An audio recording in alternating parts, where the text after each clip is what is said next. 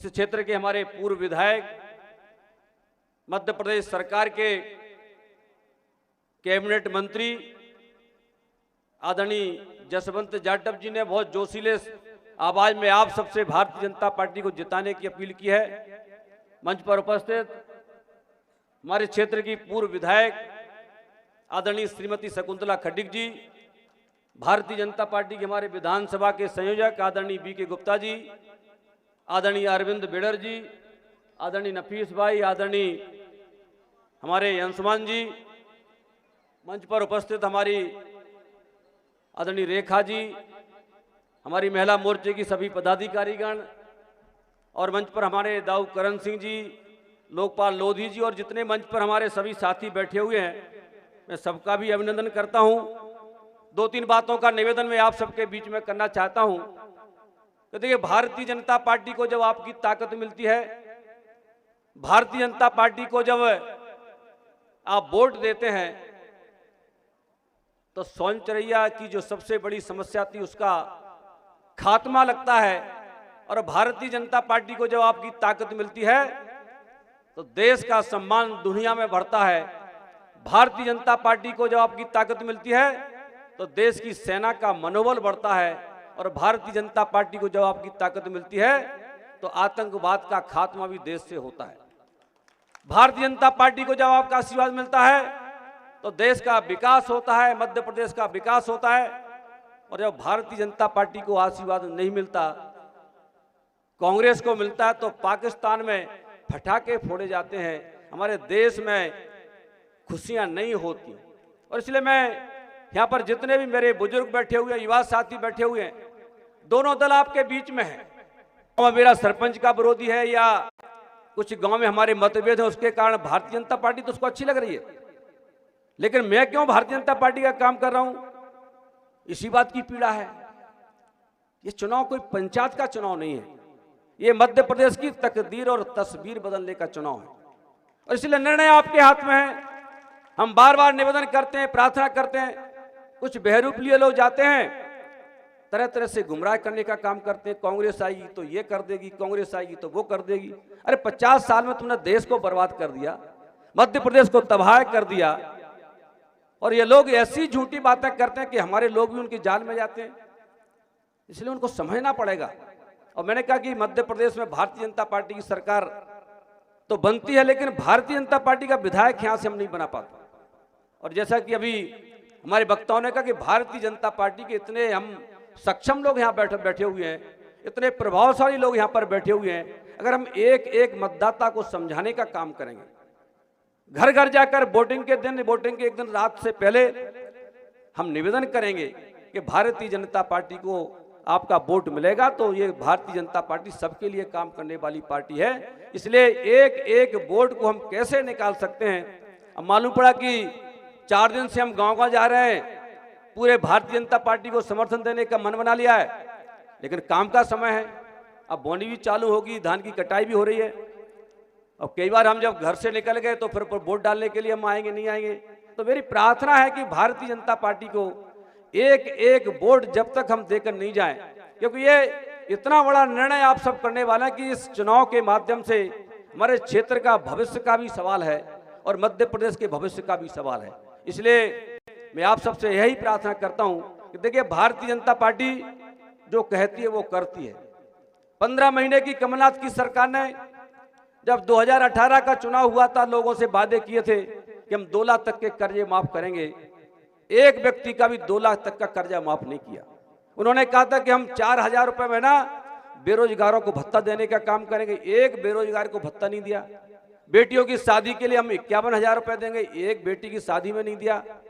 आप सबकी इच्छा थी कि भारतीय जनता पार्टी की ओर से रमेश खटीक को प्रत्याशी बनाया जाए।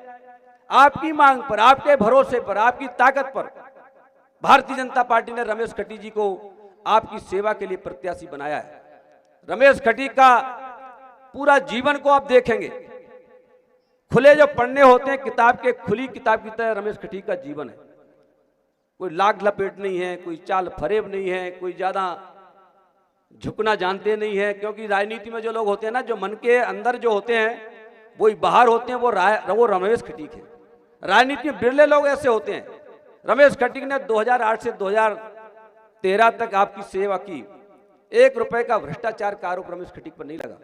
विधायक निधि बांटी तो एक सरपंच ये नहीं कह सकता कि किसी ग्राम पंचायत में 5 लाख रुपए दिए, 1 रुपए भी रमेश खटीक ने अपनी विधायक निधि से लिया हो।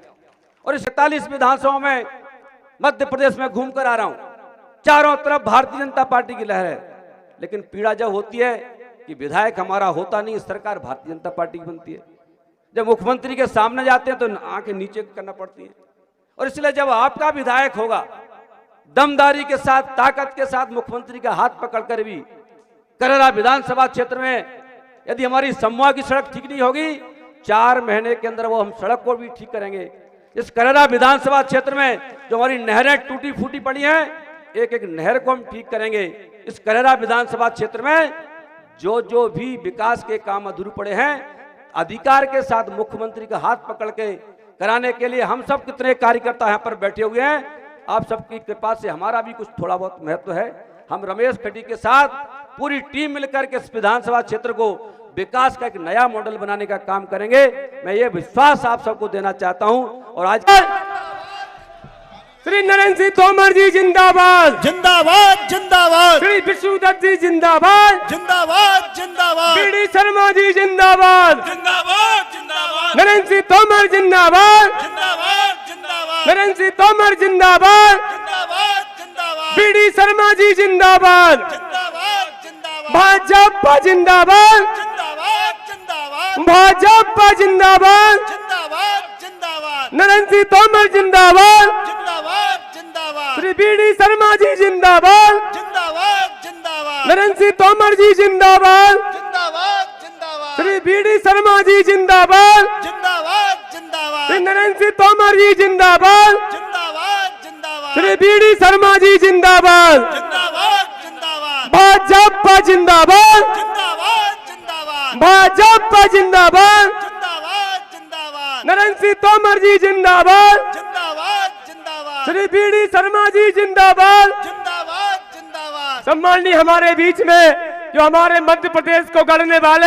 एक एक कार्यकर्ता को हर बूथ पे गढ़ने वाले सम्माननीय श्री प्रदेश अध्यक्ष जी श्री विष्णुदत्त शर्मा जी हमारे बीच में उपस्थित हो चुके हैं। और हमारे इस क्षेत्र के गौरव, ग्वालियर अंचल संभाग के गौरव, मध्य प्रदेश के गौरव और कृषि मंत्री, केंद्रीय मंत्री श्री नरेंद्र सिंह तोमर जी हमारे बीच में उपस्थित हो चुके हैं। मैं सभी से आग्रह करूंगा कि गड़गड़ाहट तालियों से उनका स्वागत, वंदन, अभिनंदन करेंगे। इस करई की धरती पर अभिनंदन करेंगे।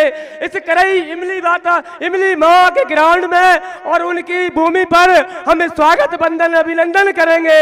और Bharatiya Janata party, Bharatiya Janata party, Bharatiya Janata party सभी अपना स्थान ग्रहण करेंगे। और मैं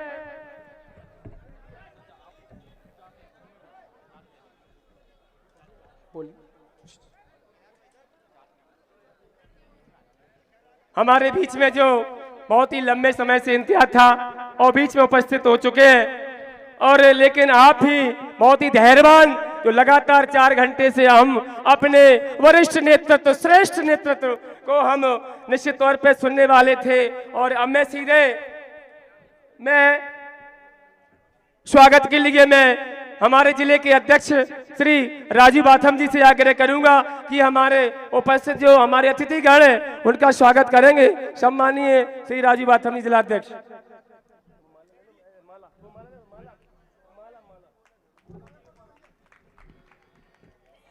और सभी जो 5 मंडल के हमारे भारतीय जनता पार्टी के मंडल अध्यक्ष हैं, कररा से हेमंत शर्मा जी, और सिरसौ से हमारे हुकुमचंद लोधी जी, नरबस से श्री कमलेश रावत जी, और सिरसौ से हुकुमचंद लोधी जी, और दिनारा से हमारे मंडल अध्यक्ष श्री वीरेंद्र यादव जी। अब मैं सीधे हमारे जो कररा विधानसभा के प्रत्याशी हैं और सीधे मैं तौर पे उनको आमंत्रित करूंगा, क्योंकि जो मैं सभी से आग्रह करूंगा ये मंच की हम निश्चित तौर पे, क्योंकि समय का बहुत ही अभाव है, इसलिए वरिष्ठ शीर्ष नेतृत्व, 5 मंडल अध्यक्ष और सम्माननीय जिलाध्यक्ष के द्वारा हमें जसवंत जाटव जी जो कैबिनेट मंत्री दर्जा प्राप्त, शकुंतला जी पूर्व विधायक और सम्मानीय मंच, समस्त हमारे यहाँ पर उपस्थित सभी बुजुर्ग, नौजवान साथी, माता और बहनें, पहले तो हम आपसे क्षमा मांगते हैं कि हमें थोड़ा विलम्ब हो गया था आने में, हमारे वरिष्ठ नेताओं को, इसके लिए आपको बहुत बैठना पड़ा, इसके लिए मैं आपसे क्षमा मांगता हूं। और आपके ही द्वारा जो आवाज़ ऊपर पहुंची उसी की वजह से आज मैं आपके सामने प्रत्याशी, मेरे वरिष्ठ बैठे हैं, इनके द्वारा मुझे बनाया गया, तो मैं इनका भी आभार व्यक्त करता हूं। बंधुओं, एक बार आप सभी भाई साहब बीडी शर्मा जी के लिए और नरेंद्र भाई साहब के लिए एक जोरदार ताली बजाकर संबोधन कर।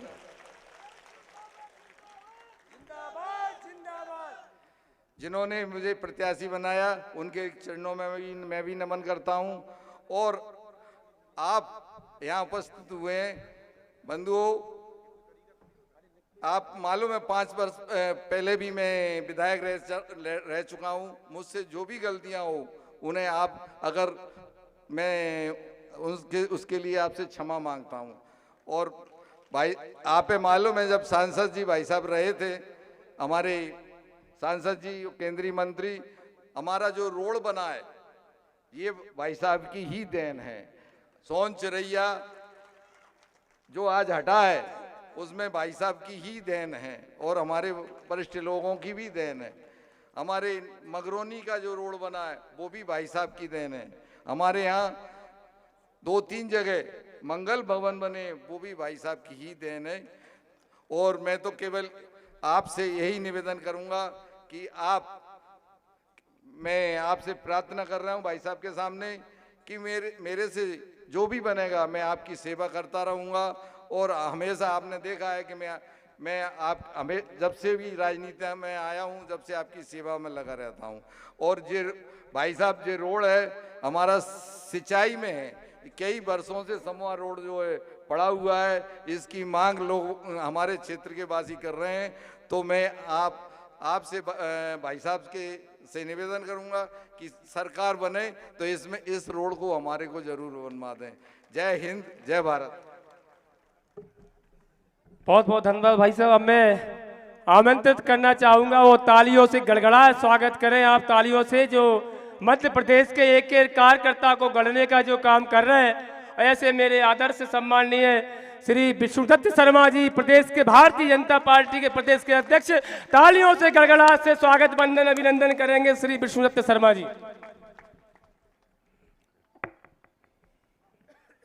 बोलिए भारत माता की, भारत माता की, भारतीय जनता पार्टी जिंदाबाद। आज हमारे करेरा विधानसभा के करही में आयोजित इस आम सभा में हमारे बीच उपस्थित मध्य प्रदेश के हमारे वरिष्ठ नेता, भारत सरकार के कैबिनेट के मंत्री और मध्य प्रदेश चुनाव प्रबंध समिति के संयोजक आदरणीय नरेंद्र सिंह तोमर जी, यहाँ पर उपस्थित भाजपा के मेरे साथ प्रदेश के महामंत्री भाई रणवीर रावत जी, जिले के हमारे सम्मानीय अध्यक्ष भाई राजू बाथम जी, यहाँ के हमारे पूर्व विधायक जिन्हें अभी कैबिनेट के मंत्री का दर्जा प्राप्त है, ऐसे भाई जसवंत जाटव जी, और जिनके लिए विशेष तौर पर आदरणीय नरेंद्र सिंह तोमर जी और मैं भी आज यहाँ पर उपस्थित हुआ हूँ। तो ऐसे इस क्षेत्र का हमारे लोकप्रिय प्रत्याशी भाई रमेश खटीक जी, जो इस विधानसभा के हमारे प्रत्याशी हैं, पूर्व विधायक श्रीमती शकुंतला खटीक जी, किशन लाल राजपूत जी, जगराम सिंह जी यादव विधानसभा के हमारे प्रभारी, बीके गुप्ता जी विधानसभा के हमारे सम्मानीय संयोजक, रामेश्वर रावत जी, हेमंत शर्मा जी, कमलेश रावत जी, वीरेंद्र यादव जी, हुकुमचंद लोधी जी, गोपाल पाल जी, और उपस्थित हमारे आज इस सभा में वरिष्ठ नेतागण और सभी नागरिक भाई और बहनों, चुनाव में बहुत कम समय बचा है, लेकिन ये जो चुनाव मध्य प्रदेश के अंदर, ये एक ऐसा महत्वपूर्ण चुनाव है कि इस मध्य प्रदेश के विकास की गति को बनाए रखने के लिए, मध्य प्रदेश के अंदर जो विकास सुनिश्चित हुआ है, उस विकास को और ताकत देने के लिए और माननीय प्रधानमंत्री नरेंद्र मोदी जी के नेतृत्व में हर गरीब के जीवन को बदलने का अभियान माननीय प्रधानमंत्री मोदी जी ने लिया है, तो मध्य प्रदेश की सरकार ने लिया है उन गरीबों के लिए गरीब कल्याण की योजनाओं से लेकर उनके जीवन में बदलाव लाने के लिए चुनाव है। क्योंकि 2003 का मध्य प्रदेश आप सबने भी बड़ी गंभीरता के साथ देखा है। इस मध्य प्रदेश के अंदर कांग्रेस की 2003 में सरकार थी, मिस्टर बंटाधार दिग्विजय सिंह मुख्यमंत्री थे। इस मध्य प्रदेश के अंदर दुरावस्था का दौर था। सड़क, बिजली, पानी से लेकर कानून व्यवस्था के दौर में ये मध्य प्रदेश दिग्विजय सिंह को मिस्टर बंटाधार कहता था। और उस दुरावस्था के दौर को भारतीय जनता पार्टी की सरकार ने मध्य प्रदेश के अंदर इन 20 वर्षों के अंदर जो बीमारू राज्य कहलाता था, उस बीमारू राज्य को विकसित राज्य बनाने की श्रेणी में ला करके खड़ा करने का काम भारतीय जनता पार्टी की सरकार ने हमारे मुख्यमंत्री शिवराज सिंह चौहान के नेतृत्व में किया। तो गलती से 15 महीने की एक और सरकार बन गई थी। यहां के नागरिक भाई और बहनों, मैं आज आपके बीच इस बात को कहने के लिए आया हूं कि भारतीय जनता पार्टी की सरकार को आपने आशीर्वाद दिया था। हम 15 साल की सरकार में इस मध्य प्रदेश को सड़क, बिजली, पानी से लेकर के कानून व्यवस्था का, इस क्षेत्र का तो दुरावस्था का दौर था।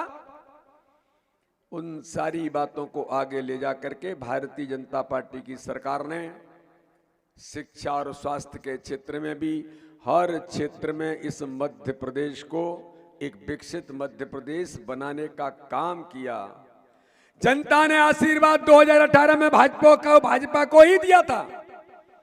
वोट बीजेपी को ज्यादा मिले थे, लेकिन 3-4 सीटों से कांग्रेस की मिस्टर करप्शन नाथ कमलनाथ की सरकार बन गई थी। लेकिन जब ऐसे लोग सरकार में आते हैं तो क्या होता है? जो देश के अंदर मानी आज प्रधानमंत्री नरेंद्र मोदी जी काम कर रहे हैं, 2014 से पहले देश के हालात क्या थे? ये भारत दुनिया के अंदर भ्रष्टाचारी देश माना जाता था। भारत के अंदर आतंकवाद का पर्याय बन रहा था। लेकिन मेरे नागरिक भाइयों और बहनों, 2014 के बाद प्रधानमंत्री मोदी जी ने शपथ ली, तो शपथ लेने के बाद सबसे पहले उन्होंने तय कर दिया कि इस देश के अंदर भारत में अब दलाल और बिचौलियों की व्यवस्था नहीं चलेगी। इस भारत के अंदर आतंकवाद नहीं चलेगा। तो मैं इसका उल्लेख इसलिए कर रहा हूं कि केंद्र के अंदर मोदी जी ने सत्ता संभालने के बाद सबसे पहला काम किया था, पूरे भारत के अंदर कहा जनधन अकाउंट खोल करके हर आदमी का अकाउंट खुलेगा। ये कांग्रेसी जो दलाल और बिचौलियों की व्यवस्था के पूरक हैं, ये सत्ता के बल पर केवल दलाल बिचौलियों की भूमिका में आकर के ही काम करते थे। ये कहते थे ये प्रधानमंत्री क्या करने वाला है जो इतने जनधन अकाउंट खोलेगा, कितने लाखों रुपए डालोगे। उन्हें नहीं पता था कि विजनरी नेतृत्व भारतीय जनता पार्टी का इस देश की राजनीतिक व्यवस्था को बदलना चाहता है। आज यहां पर मैं कहना चाहता हूं इस सभा के अंदर, प्रधानमंत्री मोदी जी ने 6000 किसानों को सम्मान निधि देने का काम किया।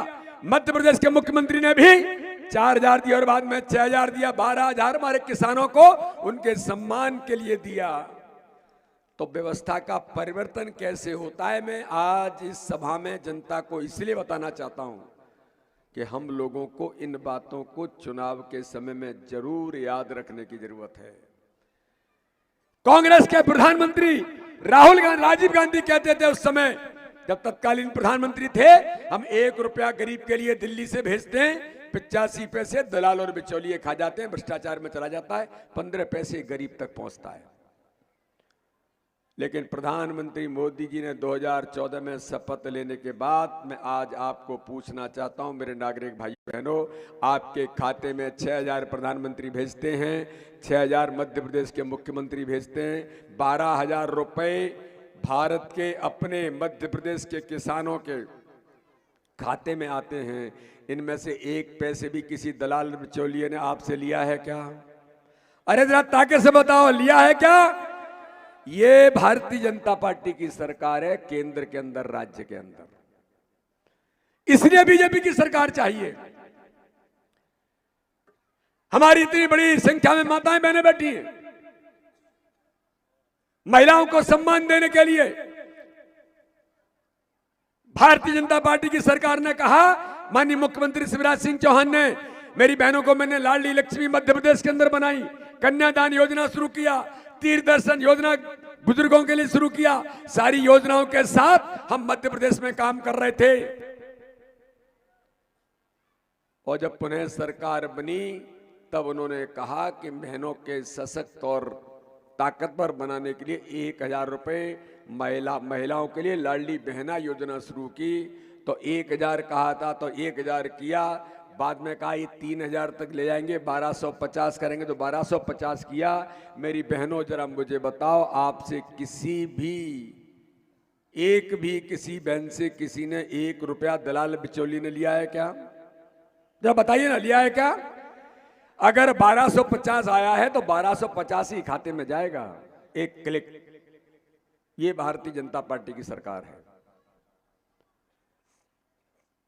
इसलिए मध्य प्रदेश के अंदर और प्रदेश के अंदर भारतीय जनता पार्टी की सरकार, जो माननीय प्रधानमंत्री मोदी जी के नेतृत्व में और मध्य प्रदेश के अंदर भारतीय जनता पार्टी की सरकार ने जो काम किया है, आज मैं कहना चाहता हूं, ये कांग्रेसी कभी झूठ बोलेंगे, ये आएंगे कि हमने कहा कि 1500 रुपए देंगे, इसलिए बीजेपी ने महिलाओं के लिए योजना शुरू की।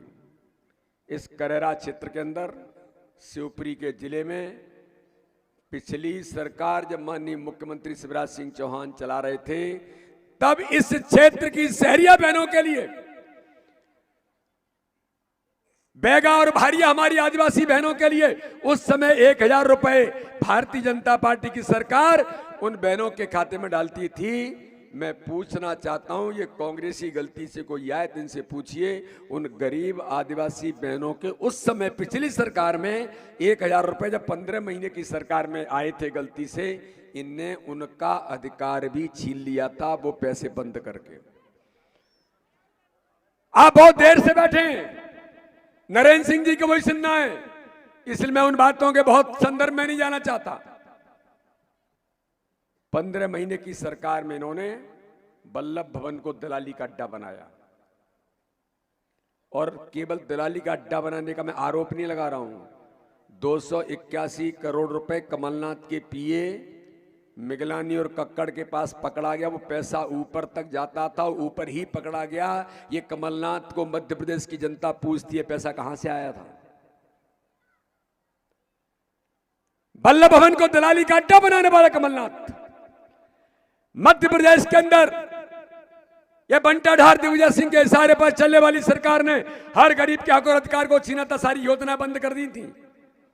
कन्यादान योजना क्यों बंद की थी भाई? तीर्थ दर्शन योजना बुजुर्गों के लिए चालू की थी, क्यों बंद की थी? संबल योजना क्यों बंद की थी, जो हर गरीब को संबल देने का काम कर रही थी? अरे प्रधानमंत्री नरेंद्र मोदी जी ने प्रधानमंत्री आवास योजना में 2 लाख घर जब इनकी सरकार थी 15 महीने की तब भेजे थे। ये 2 लाख घर भी इन्होंने इसलिए वापस कर दिए, 25% मैचिंग ग्रांट नहीं है।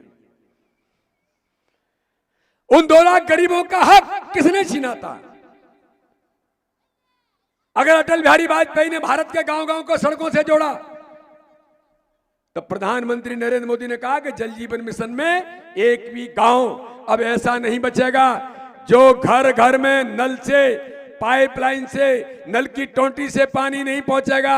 जल जीवन मिशन में जब इनकी सरकार थी 15 महीने की, तब भी प्रधानमंत्री के मन में मध्य प्रदेश था। उन्होंने मध्य प्रदेश में 248 करोड़ रुपए जल जीवन मिशन के लिए भेजे थे। इस मिस्टर कमलनाथ ने वो पैसे भी उपयोग न करके लैप्स होकर के चले गए थे। गरीबों को पानी क्यों मिलेगा? तो मेरे भाई और बहनों, ज्यादा लंबा समय न लेते हुए मैं तो इस सभा में केवल इतना कहना चाहता हूं, देश के लिए विकास की बात जब मध्य प्रदेश के अंदर होती है तो एक एक आदमी से पूछिए, गांव गांव में जनता जनार्दन से पूछते हैं तो वो कहते हैं कि हाँ, विकास तो भारतीय जनता पार्टी की सरकार ने किया है। गरीबों के जीवन में बदलाव आया है तो भारतीय जनता पार्टी की सरकार में आएगा। माननीय प्रधानमंत्री मोदी जी ने हर गरीब को पैसे के अभाव में इलाज से वंचित नहीं होगा।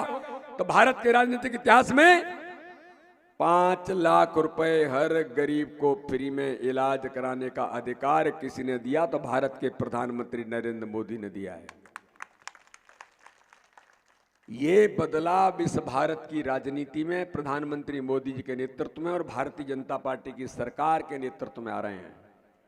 तो इसलिए मैं तो आपके बीच आज कहने के लिए आया हूं कि विकास की गति सुनिश्चित बनी रहे, देश में भ्रष्टाचार समाप्त हो। जो प्रधानमंत्री मोदी जी ने जिसको आज ला करके खत्म किया है, तो गरीबों के जीवन में बदलाव, जीवन में खुशी, इन बहनों के और भाइयों के आंखों में खुशी बनी रहे, इसके लिए देश को, प्रदेश को भारतीय जनता पार्टी की सरकार चाहिए। तो 2024 में प्रधानमंत्री मोदी जी को बनाना है तो मध्य प्रदेश में इस बार फिर भारतीय जनता पार्टी की सरकार बनाना है। और पिछली बार का भैया याद कर लेना, जो 15 महीने की सरकार में गलती से 3 सीटों के कारण से सरकार चली गई थी।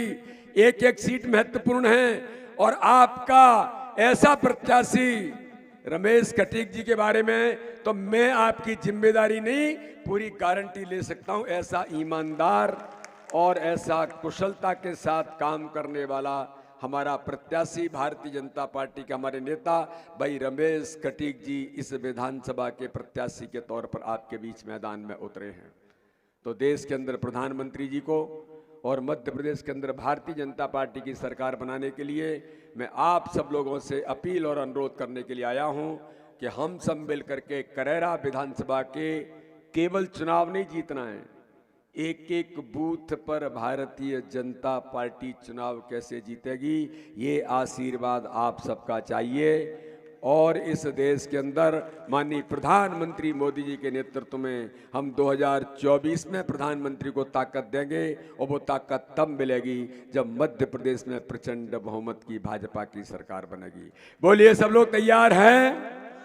इस बार 2024 में प्रधानमंत्री मोदी जी को पुनः बनाना है तो फिर मध्य प्रदेश में प्रचंड बहुमत की भाजपा की सरकार बनाना है और भाजपा की सरकार बनाना है तो करेरा विधानसभा से मेरे प्रत्याशी भाई रमेश कटीक को प्रत्येक बूथ पर चुनाव जिताने का संकल्प लेना है। बोले, सब संकल्प लेंगे? तो दोनों हाथ उठाओ और संकल्प लीजिए। रमेश कटीक जी को विधानसभा में जब पहुंचे तो लोग कहें कि इतनी ताकत से जिता के भेजो कि अपने आप ही विधानसभा में लगा कि रमेश कटीक जीत करके आए। हर बूथ पर चुनाव जीतना। बोलिए, भारत माता की, भारत माता की, इमली बाई माता की, बगीचा सरकार की। बोलिए, भारत माता की। बहुत बहुत धन्यवाद। जय हिंद, जय भारत। बहुत बहुत धन्यवाद भाई साहब। अब मैं आमंत्रित करना चाहूंगा जिन्होंने इस क्षेत्र में जो लगा कलंक, मैं अपने आप में अगर कहूं तो मैं अपने आप में ये सपना देख रहा था कि कभी ऐसा कोई ये समस्या का हल नहीं होगा। लेकिन भाई साहब, ये वही जगह है जहां आपने इसी मंच से ये भी कहा था कि आप डबल इंजन की सरकार बनाइए, आप 2 पहिए की सरकार बनाइए, आप ये समस्या का समाधान मैं विधानसभा और मैं लोकसभा में उठाऊंगा। ऐसे शख्सियतों में भाई साहब को आमंत्रित करना चाहूंगा जिन्होंने सोनचरैया अभ्यारण्य के लिए हमारी लड़ाई लड़ी, किसानों की लड़ाई लड़ी और माननीय मोदी जी के पास अपनी मजबूती से ये बात को रखा। इसलिए मैं जोरदार तालियों से स्वागत बंदन अभिनंदन करना चाहता हूं माननीय भारत सरकार के कृषि मंत्री माननीय नरेंद्र सिंह तोमर जी, आप जोरदारियों से स्वागत बंदन अभिनंदन करें। जिंदाबाद जिंदाबाद जिंदाबाद तोमर जिंदाबाद जिंदाबाद जिंदाबाद तोमर जिंदाबाद जिंदाबाद जिंदाबाद तोमर जिंदाबाद जिंदाबाद जिंदाबाद। भारत माता की। एक करई जैसी आवाज नहीं है, सोनचरैया भी खत्म हो गया तो भी इतनी धीमी धीमी आवाज है। भारत माता की, भारत माता की। भारतीय जनता पार्टी जिंदाबाद, भारतीय जनता पार्टी जिंदाबाद। आज भारतीय जनता पार्टी के तत्वाधान में संपन्न हो रही करई क्षेत्र में इस विशाल आम सभा में हम सब के मध्य विराजमान हमारे भारतीय जनता पार्टी के यशस्वी और लोकप्रिय प्रदेश के अध्यक्ष माननीय श्री विष्णुदत्त शर्मा जी, भारतीय जनता पार्टी के प्रदेश के महामंत्री आदरणीय श्री रणवीर सिंह रावत जी, जिले के अध्यक्ष आदरणीय राजू बाथम साहब, इस क्षेत्र के पूर्व विधायक और वर्तमान में निगम के अध्यक्ष आदरणीय जसवंत जाटव जी, इस क्षेत्र की पूर्व विधायिका बहन शकुंतला खटीक जी, वीके गुप्ता साहब, धनीराम जी, भार्गव जी, पवैया साहब और इस अवसर पर उपस्थित पार्टी के अनेक वरिष्ठ जन, जगराम यादव जी से लेकर सभी, और जिनके लिए हम सब यहाँ उपस्थित हुए हैं, ऐसे भारतीय जनता पार्टी के लोकप्रिय प्रत्याशी रमेश खटीक जी और सभा में उपस्थित करई क्षेत्र के हमारे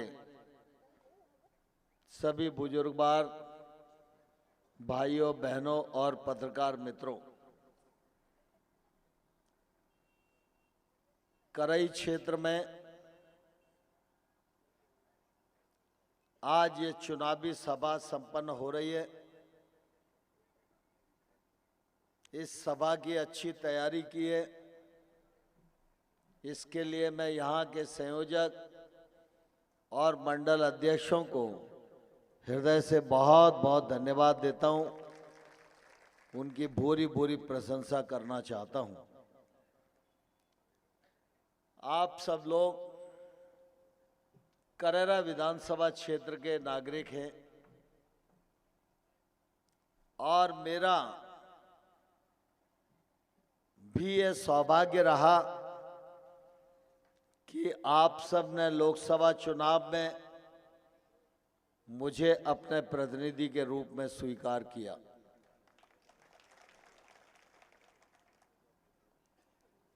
चुनाव आते जाते रहते हैं, प्रतिनिधि बदलते रहते हैं, लेकिन जब पार्टी ने कहा और मैं आपके पास आया, आपने मुझे विश्वास दिया, स्नेह दिया, जिताकर संसद में भेजा और आपके स्नेह के कारण ही मैं भारत सरकार में मंत्री का दायित्व निर्वहन कर रहा हूं। यह ऋण करेरा विधानसभा क्षेत्र के लोगों का मुझ पर है। जब मैं प्रतिनिधि था तब भी इस ऋण को चुकाता रहूं, इस बात का ईमानदार प्रयत्न करता रहा और आगे भी मैं ये वचन देता हूं आपको कि आपने मुझे बेशक एक बार निभाया हो, लेकिन जब तक जीवन में ये सांसें हैं तब तक मैं आप लोगों को याद रखूंगा और निभाता रहूंगा।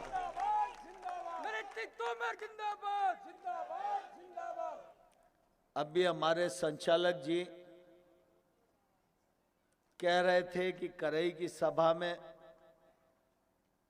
आपने घोषणा की थी सोन चिरैया अभ्यारण्य डिनोटिफाई कराने की। यह तो सच है कि जब मैंने घोषणा की थी उस समय यह काम मुझे भी असंभव सा लगता था, और जब तक किसी भी काम को ठीक प्रकार से समझ नहीं लूं तो घोषणा करने से मैं हिचकिचाता हूं। लेकिन जब मैं उस समय करई आया था तो रणबीर सिंह रावत समेत सभी लोगों का इतना दबाव था कि भाई साहब कह तो देओ ही।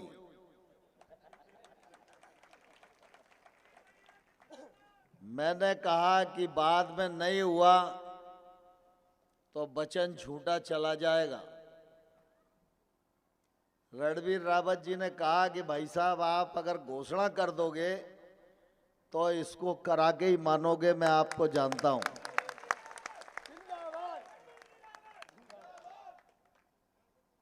मैं राजनीतिक क्षेत्र में काम करने वाला कार्यकर्ता हूं, लेकिन मैंने कुशाभाऊ ठाकरे जैसे मनीषी के चरणों में बैठकर राजनीति सीखी है। और मेरे गुरुदेव ने मुझे हमेशा यही कहा है, चाहे नफा हो या घाटा, सार्वजनिक जीवन में कभी झूठ मत बोलना। और उन्होंने यह भी हिदायत मुझे दी कि जनता से नजरें चुना के राजनीति नहीं, जनता की नजरों में नजरें मिला के राजनीति करना।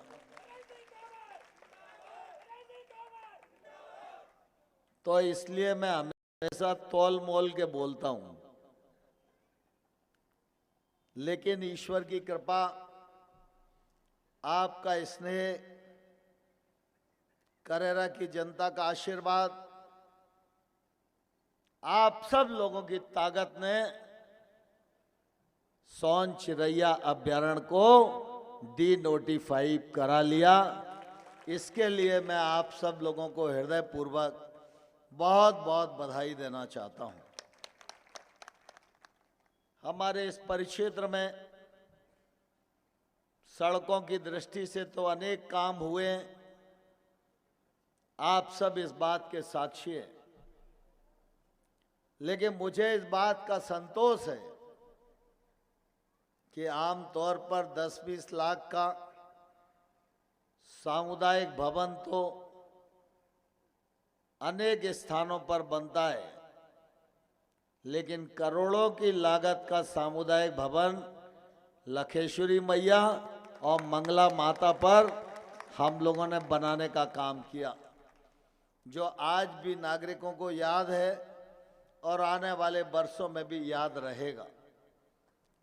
भाइयों और बहनों, भारतीय जनता पार्टी है तो विकास है, भारतीय जनता पार्टी नहीं है तो विकास नहीं है। और मैं कांग्रेस की आलोचना करूं या मैं उनका विरोधी हूं इसलिए कह रहा हूं, ऐसा नहीं है। जब मैं यह बात कहता हूं तो पूरे प्रमाण के साथ कहता हूं। यहां बहुत सारे बुजुर्ग लोग बैठे हुए हैं जो 2003 के समय में राजनीति भी करते थे और होशो आवास में भी रहते थे। 2003 से पहले करेरा क्षेत्र में, शिवपुरी जिले में कोई ऐसी सड़क बता सकते हो क्या जो गांव में डामरीकृत सड़क के रूप में बनी हो? एक सड़क बताओ आप 2003 से पहले। 2003 से पहले किसी गांव में बिजली के दर्शन होंगे ये कल्पना भी कर सकते थे क्या?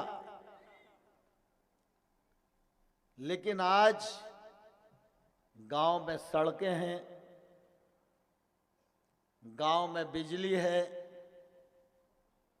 जैसे अटल बिहारी वाजपेयी जी ने 6 लाख गांव को डंबर की सड़क दी, वैसे ही प्रधानमंत्री नरेंद्र मोदी जी ने तय किया है देश के हर गांव में हैंडपंप से नहीं, नल जल योजना से घर में जल मिलेगा। इस पर 3 लाख करोड़ रुपया खर्च किया जा रहा है। अगर कांग्रेस पार्टी की नीयत ठीक होती तो 2003 से पहले ये काम किए जा सकते थे ना। अरे 6 लाख गांव नहीं जोड़ते तो 1 लाख जोड़ते। 6 लाख गांव में बिजली नहीं होती तो 50,000 गांव में बिजली होती। उस समय दिग्विजय सिंह जी मुख्यमंत्री थे और हमारे ग्वालियर के प्रभारी मंत्री थे।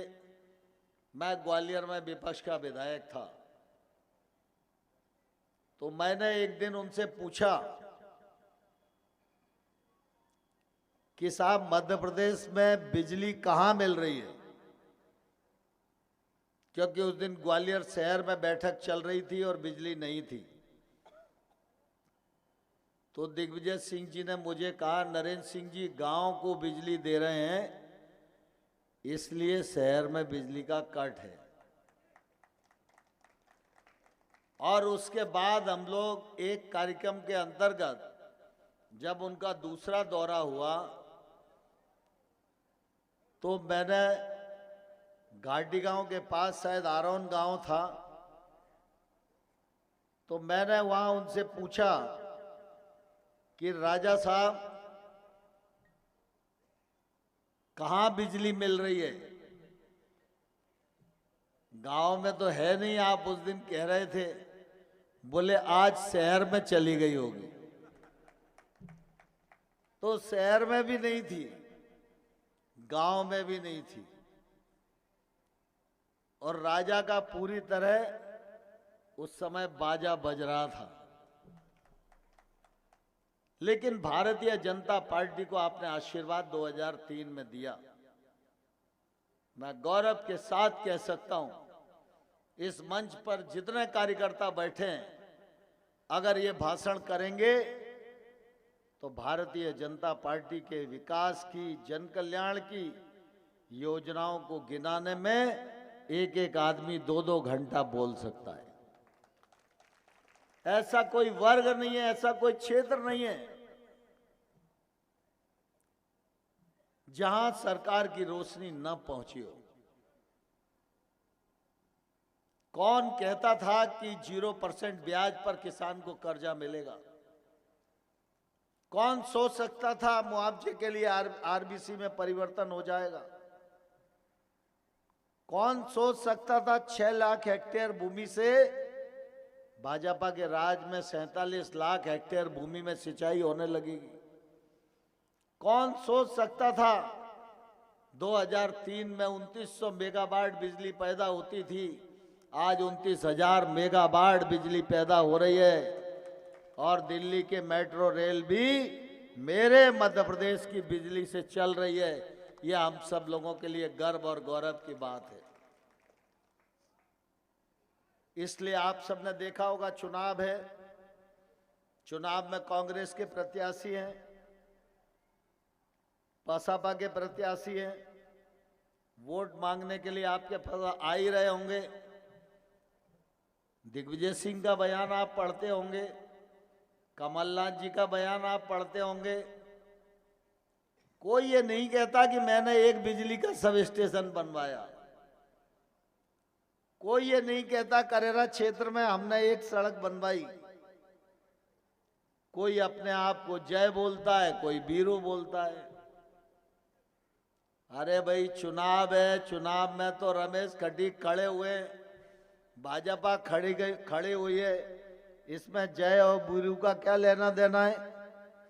लेकिन बोलने के लिए माल नहीं है, बोलने के लिए मटेरियल नहीं है, उपलब्धियां नहीं है, इसलिए कुछ भी बोलो और जनता को गुमराह करो और अपना काम चलाओ। छोटे मियाँ तो छोटे मियाँ, बड़े मियाँ और सुभान अल्लाह।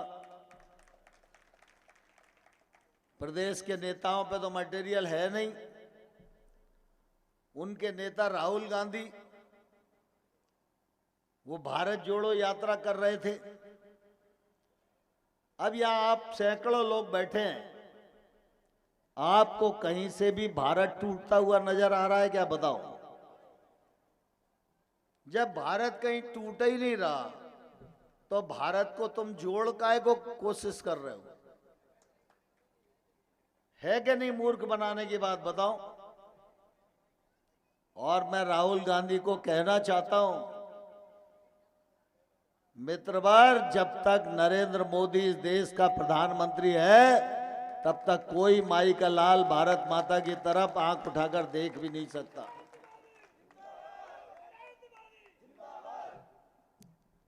और मैं राहुल गांधी को कहना चाहता हूं, आप इधर उधर की बातें छोड़ो, मध्य प्रदेश आओ। कमलनाथ का कुर्ता दिग्विजय सिंह फाड़ रहे हैं, दिग्विजय सिंह का कुर्ता कमलनाथ फाड़ रहे हैं। ये कुर्ते ही रफू करा लो तो कम से कम तुम्हारी पार्टी तो बची रहेगी। लेकिन कांग्रेस का बेड़ा गर्क हो गया है। अब वो देश का बेड़ा गर्क करने पर उतारू है। इस समय वो कांग्रेस पार्टी नहीं है जिस पार्टी में कुछ राष्ट्रवादी लोग हुआ करते थे। आज ये वो कांग्रेस पार्टी है जो टुकड़े टुकड़े गैंग के साथ खड़ी है, देश विरोधी मानसिकता वाले लोगों के साथ खड़ी है, एनजीओ के साथ खड़ी है, जो भारत को आगे बढ़ते हुए देखना नहीं चाहते, जो विदेशों के इशारे पर काम करते हैं, भारत की प्रगति को रोकना चाहते हैं, भारत को विश्व गुरु के पद पर नहीं पहुंचने देना चाहते हैं। कांग्रेस उनकी गफलत में फंसी हुई है। इसलिए इस कांग्रेस को हम लोगों को पहचानना होगा और इस कांग्रेस को इस चुनाव में धूल चटाना होगी। जहां तक हाथी वाथी का मामला है तो आपके पड़ोस में झांसी है, झांसी उत्तर प्रदेश में है, उत्तर प्रदेश में योगी है और योगी के सामने तो हाथी हाँप ही रहा है, तो मध्य प्रदेश में हाथी कर भी क्या लेगा? आज जरूरत इस बात की है कि मध्य प्रदेश को कैसे मजबूत बनाया जाए। आज जरूरत इस बात की है कि देश को कैसे आगे बढ़ाया जाए। जब देश आगे बढ़ता है तो करेरा का एक एक नागरिक की ताकत बढ़ती है। आप कभी अपने गांव में विश्लेषण करके देखो, 2014 में नरेंद्र मोदी के प्रधानमंत्री बनने से पहले गांव में कितनी मोटरसाइकिल थी और इन 9 सालों में कितनी मोटरसाइकिल आई। एक ही आंकड़ा आप देखोगे तो ध्यान में आएगा कि सरकार का पैसा विकास कार्यों में बह रहा है और वो पैसा रूट होकर किसी न किसी परिवार में आ रहा है और उस परिवार के घर में समृद्धि आ रही है। पीएम किसान योजना हो, सीएम किसान योजना हो, प्रधानमंत्री फसल बीमा योजना हो, लाडली लक्ष्मी योजना हो, लाडली बहना योजना हो, हर योजना के माध्यम से आम आदमी की मदद करने की ईमानदार कोशिश देश के प्रधानमंत्री नरेंद्र मोदी जी के द्वारा की जा रही है। हमारे साथ ही पाकिस्तान आजाद हुआ था। आज पाकिस्तान में एक आदमी 2-2 किलो आटे के लिए परेशान घूम रहा है, और ये मेरा देश है जो आधी दुनिया का पेट भरने का काम कर रहा है। ये नरेंद्र मोदी जी का सबल नेतृत्व है। आज का चुनाव सिर्फ रमेश खटीक का चुनाव नहीं है। जसवंत भाई भी हमारे यहां बैठे हुए। कल जसवंत भाई को हम लोगों ने लड़ाया, आज रमेश खटीक को लड़ा रहे। आप सबकी भावना के अनुरूप कोशिश करती है पार्टी निर्णय लेने की। दोनों कार्यकर्ता अच्छे हैं, और यह भाजपा की विशेषता है। रमेश खटीक भी मंच पर हैं और जसवंत जाटव भी मंच पर हैं।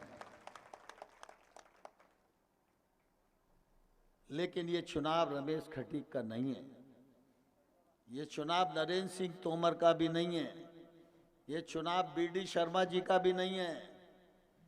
ये चुनाव है भारत को आने वाले कल में विश्व गुरु के पद पर अधिष्ठित करने का। 2024 में लोकसभा अप्रैल में होगा। ये सेमीफाइनल है। दुनिया के तथाकथित विपक्षी दल नरेंद्र मोदी जैसे राष्ट्रवादी नेता का रास्ता रोकना चाहते हैं। क्या रास्ता रोकने का ये क्रम भारत की जनता बर्दाश्त करेगी? क्या करेरा की जनता बर्दाश्त करेगी? क्या इन सब लोगों को चुनाव में ध्यान रखना है। विधानसभा का ये चुनाव 17 तारीख का ये सेमीफाइनल है।